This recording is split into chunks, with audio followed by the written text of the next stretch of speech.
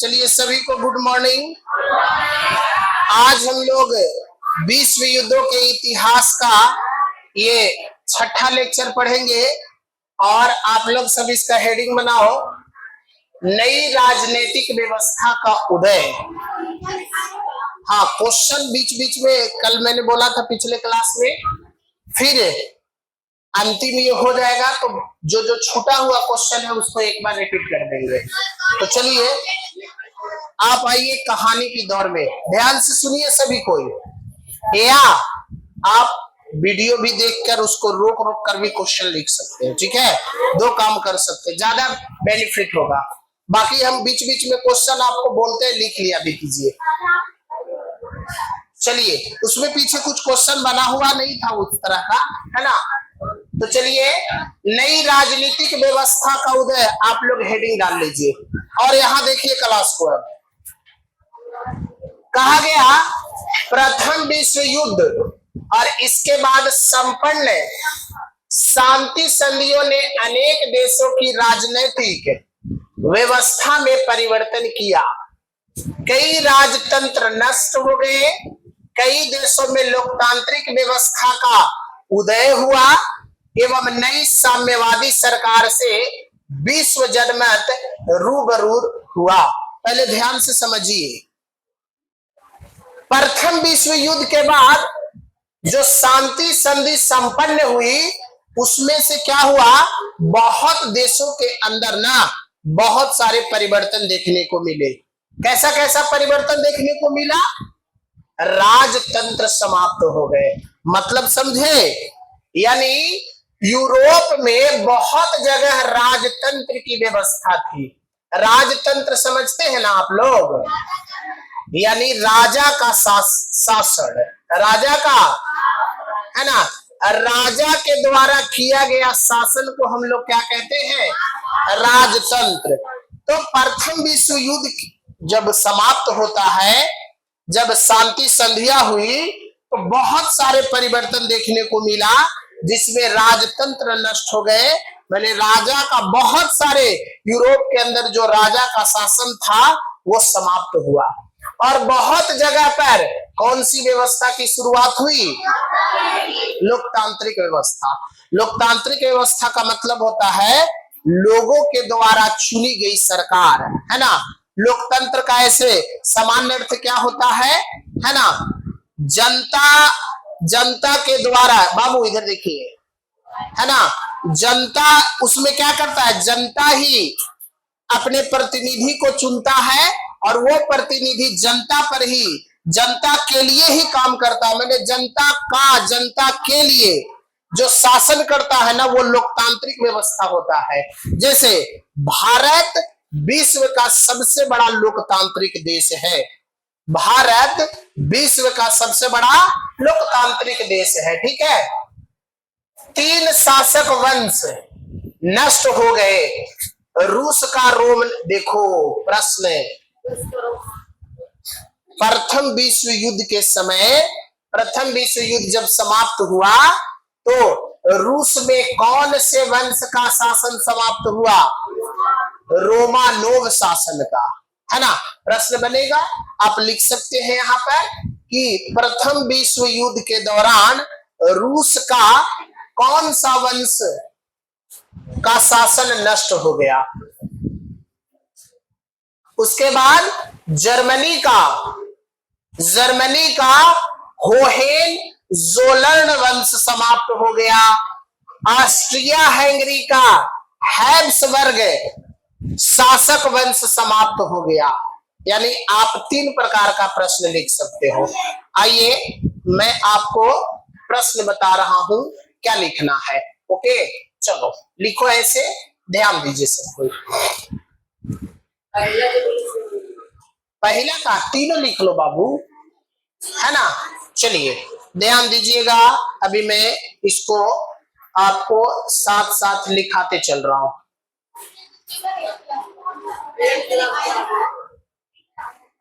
Eight class वाला गया, अरे भाई ये कहाँ गया, एक सेकेंड, 9th वाला कहाँ चला गया यार। अभी तो 9th क्लास चल रहा था। ओके चलो आ गया ना।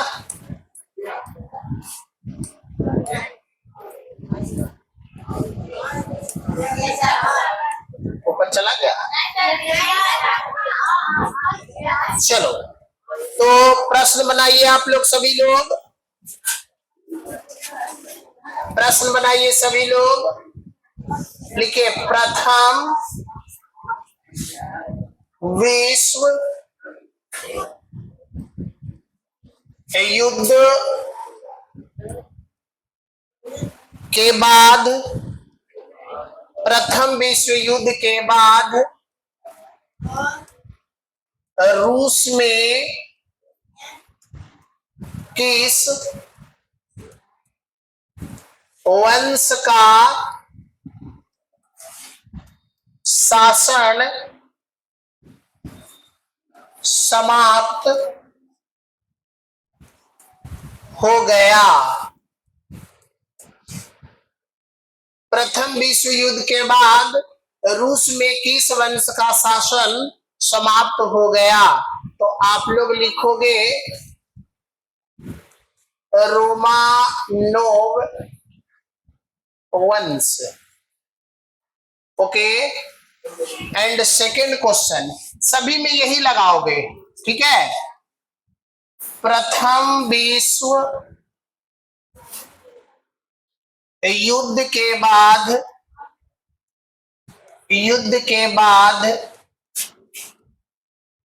जर्मनी में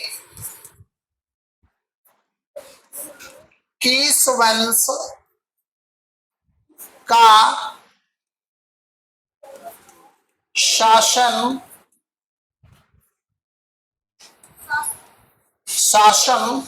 समाप्त हो गया? ओके तो कौन सा वंश रहेगा? होहेनजोलर्न।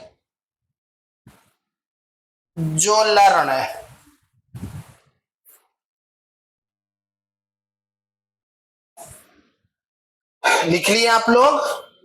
प्रथम विश्व युद्ध के बाद जर्मनी में किस वंश का शासन समाप्त हो गया? होहेनजोलर्न वंश। ये वंश एक और लिख लो बाबू सबको।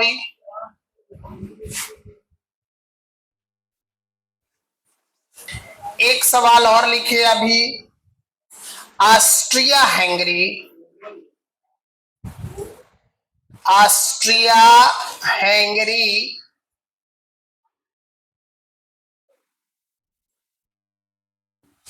का प्रथम विश्व युद्ध के बाद कौन सा वंश समाप्त हो गया? कौन सा वंश समाप्त हो गया, है ना? तो हैब्सबर्ग वंश।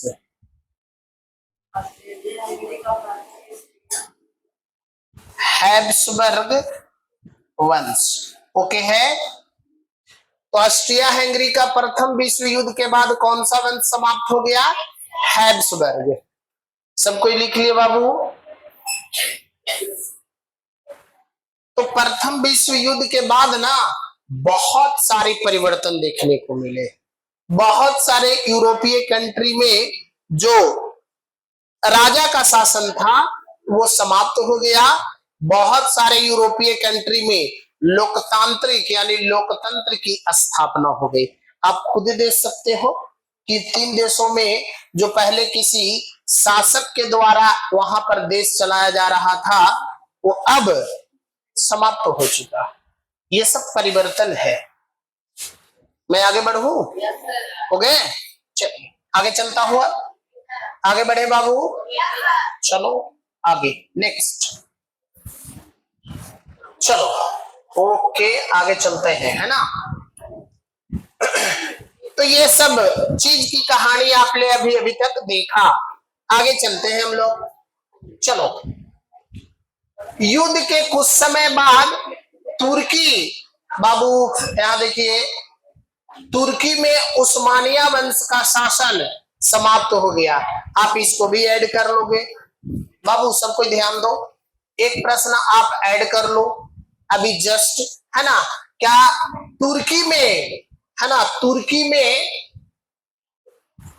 कौन सा वंश समाप्त हुआ था? तो तुर्की में कौन सा वंश समाप्त हुआ था? वंश का नाम है उस्मानिया वंश। वंश का नाम क्या है? उस्मानिया वंश। ओके, समाप्त हुआ था। ठीक, उसके बाद ऑस्ट्रिया और हंगरी दो अलग अलग स्वतंत्र राज्य बन गए। मैंने कल बताया था कि हमेशा ऑस्ट्रिया और हंगरी दोनों एक देश था, लेकिन प्रथम विश्व युद्ध के बाद ऑस्ट्रिया एक अलग स्वतंत्र देश और हंगरी एक अलग स्वतंत्र देश बन गया। चेकोस्लोवाकिया और युगोस्लोवाकिया स्वतंत्र देशों के रूप में उभरे। ये सब क्या हुआ? प्रथम विश्व युद्ध के बाद ये सब अपने अपने देश अस्तित्व में आए। जो कल एक देश संयुक्त रूप में रह रहा था, प्रथम विश्व युद्ध के बाद ये देश सब अलग अलग, है ना, अलग अलग अपना स्वतंत्र देश बना चुके थे। पोलैंड देश, पोलैंड स्वतंत्र देश के रूप में सामने आया, मौका मिला और पोलैंड भी एक अलग देश और स्वतंत्र देश के रूप में आया। यूरोप का वर्चस्व समाप्त हो गया और संयुक्त राज्य अमेरिका विश्व शक्ति बनकर उभर गया। जो एक यूरोप का दबदबा था वो समाप्त हो गया बाबू, और अब दबदबा किसका आ गया? हाँ, यूएसए का दबदबा चालू हो गया और शक्तिशाली देश बनकर उभरा। वह सैनिक और आर्थिक दृष्टि से यूरोप के पीछे छोड़ गया। कुछ ही समय बाद विश्व रंगमंच पर सोवियत रूस भी विश्व शक्ति के रूप में सामने आया। सोवियत रूस का मतलब क्या होता है मालूम है? सोवियत रूस एक देशों का समूह है। सोवियत रूस, इसमें तकरीबन 10 से 15 देश शामिल थे, ठीक ना, सोवियत रूस में। ठीक है, ठीक। आगे जब आप पढ़िएगा तो देखो ऐसा है, 1914 से 1918 तो प्रथम विश्व युद्ध हुआ दुनिया में। 1939 से 1945 द्वितीय विश्व युद्ध होगा, अभी आने वाला है आगे के चैप्टर में।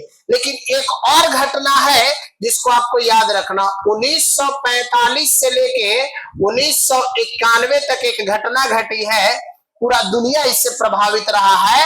हालांकि इसको कहा जाता है क्या? शीत युद्ध कहा जाता है, कोल्ड वार। यानी 1945 के बाद ना दुनिया दो खेमों में बट चुका था। एक खेमा था अमेरिका का और एक खेमा था सोवियत संघ का, है ना। यानी आप यूं कह लो, बड़ा गजीब लीला है। अगर कोई देश अमेरिका के साथ जाके मिलता था, इसके साथ 1945 की बात बता रहा हूं, जो अगर कोई देश अमेरिका के साथ जाके मिलता था तो उसको सोवियत रूस वाले बड़ी परेशान करते थे, और अगर कोई देश सोवियत रूस के साथ मिलता था तो उसको अमेरिका वाले बहुत परेशान करते थे, है ना।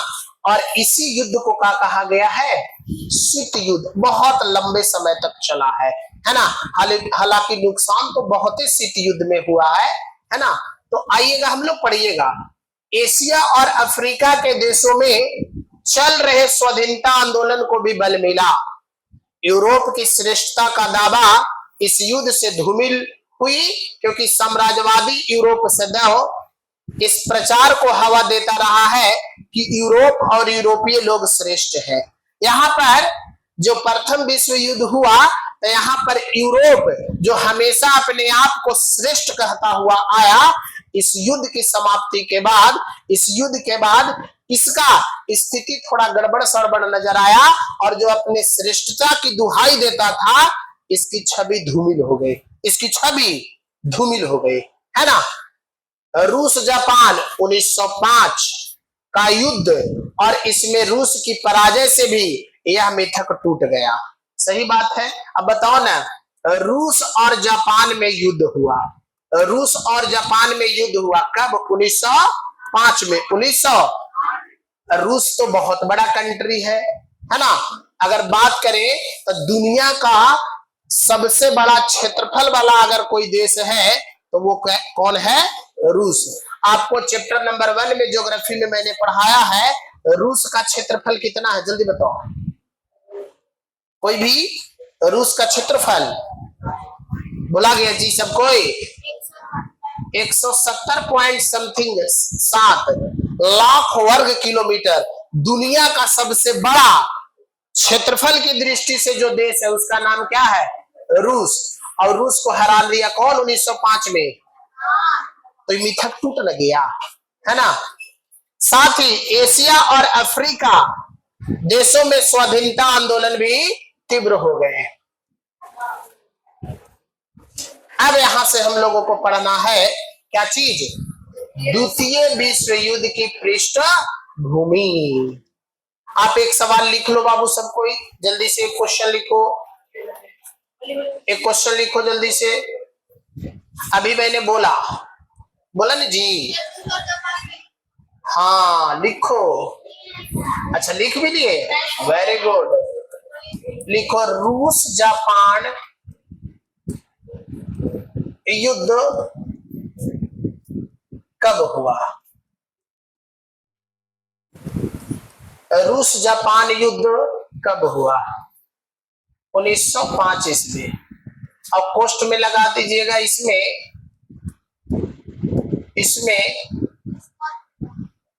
रूस की पराजय, रूस की पराजय, रूस की पराजय।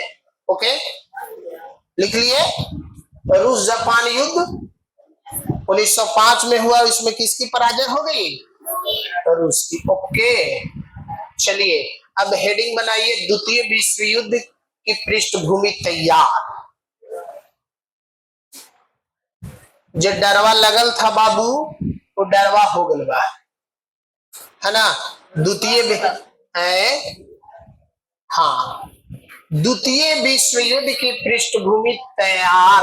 आप लोग इसको हेडिंग बनाइए। कहानी कुछ इस प्रकार है, सुनिएगा सब कोई।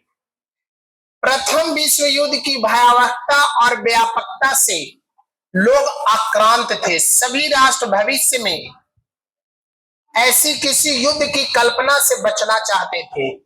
इसके लिए अंतरराष्ट्रीय संगठन भी बनाया गया। आपको पता है ना कौन सा संगठन बनाया गया था? लीग ऑफ नेशन, जिसको हम लोग क्या बोल सकते हैं कि भविष्य में ऐसा खतरनाक युद्ध दोबारा ना हो, ठीक ना। लेकिन वर्साय और पेरिस की संधि के अलग अलग अगले विश्व युद्ध की पृष्ठभूमि तैयार कर दी थी। मैंने आप लोगों को बताया था कि द्वितीय विश्व युद्ध का बीजारोपण किस संधि में हो गया था? वर्साय की संधि में। किसकी संधि में? अगर वर्साय की संधि नहीं हुआ होता तो मे भी द्वितीय विश्व युद्ध प्रारंभ नहीं होती या द्वितीय विश्व युद्ध नहीं होता, ठीक ना।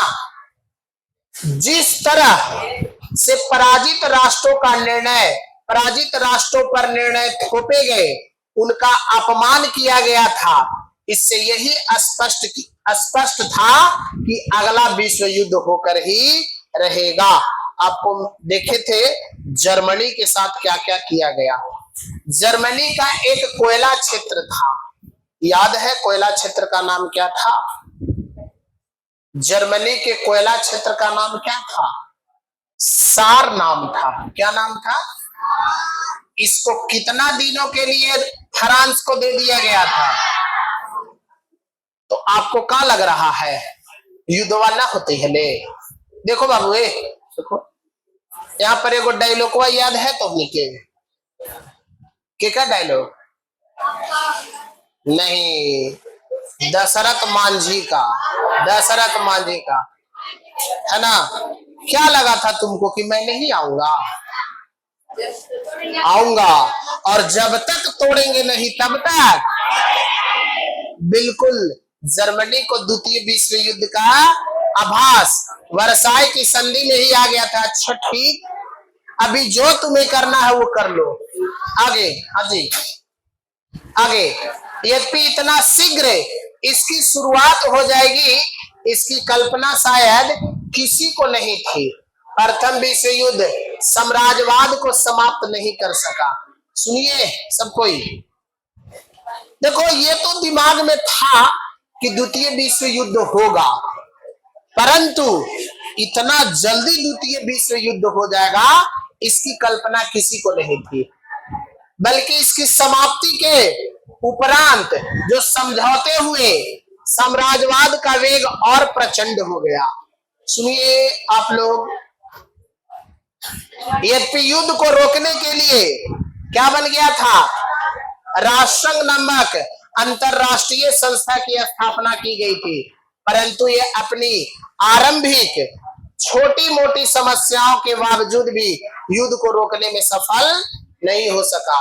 मैंने बताया था पिछले क्लास में कि राष्ट्रसंघ बना हुआ था, लेकिन इसके साथ दिक्कत परेशानी एक ही बात की हुई कि ये छोटी मोटी समस्याओं को ही सुलझा पाया, छोटी मोटी समस्याओं को ही सुलझा पाया, और जो इसके संस्थापक देश थे उसके फेवर में ये ज्यादा रहता था, है ना, इसके फेवर में ये ज्यादा रहता था, जिसके वजह से द्वितीय विश्व युद्ध बड़ी कम समय पर आ गया।